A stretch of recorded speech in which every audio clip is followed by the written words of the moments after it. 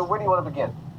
Well, let's say we set up a small scale as a proof of concept. I mean, I can throw together a little flamethrower in a few minutes. But as I'm thinking about it, you know, they show a normal CO2 fire extinguisher in that clip, and I'm not so sure they fire that far.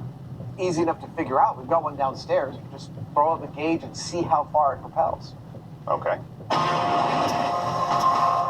So before the guys throw down some small-scale flames, well, let's scale it up. they're going to check that a standard 15-pound fire extinguisher, like the one in the clip, can even go the required distance. So 25 times 6 is 150, 60 feet between these guys, which means each of these things has to shoot 30 feet in order to meet in the middle, at least. Yeah, at least. That's the mark to match. But first, here's Professor Savage for Firefighting 101. You should understand, there's nothing special about these. These are your standard issue, run-of-the-mill, what we call 15-pound CO2 fire extinguishers. CO2 means carbon dioxide, and that's what these are filled with. CO2 in a liquid form. And when you pull the pin and squeeze the lever, that CO2 comes out of a nozzle at the bottom of this cone, and it flashes to a gas. That CO2 gas comes out in a big smoky billow, creating a non-oxygenated environment where fire can't burn. The question we're concerned with is, will it actually fire out 30 feet? Honestly, I don't think so, but that's why we're doing this test. 3, 2, 1. I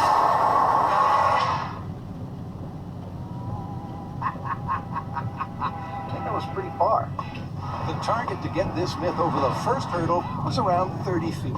And after studying the high-speed footage, Adam's happy. I'd say that the unmodified fire extinguisher fired its gaseous billow 25 feet, which is shockingly close to the clip. I think it's time to put it up against Jamie's impromptu flamethrower. Impromptu and top secret. Even though we tell people not to do what we do at home, when it comes to homemade flamethrowers, I'm just not going to show you how to do it. With the curtain closed on the flamethrower puppet show, it's on to a proof of concept test, and they won't be shooting it in the shop.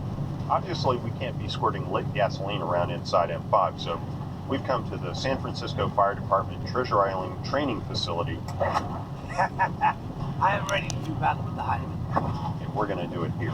But do what exactly? The whole point of this exercise is to see if my fire extinguisher can have any appreciable effect on Jamie's flamethrower.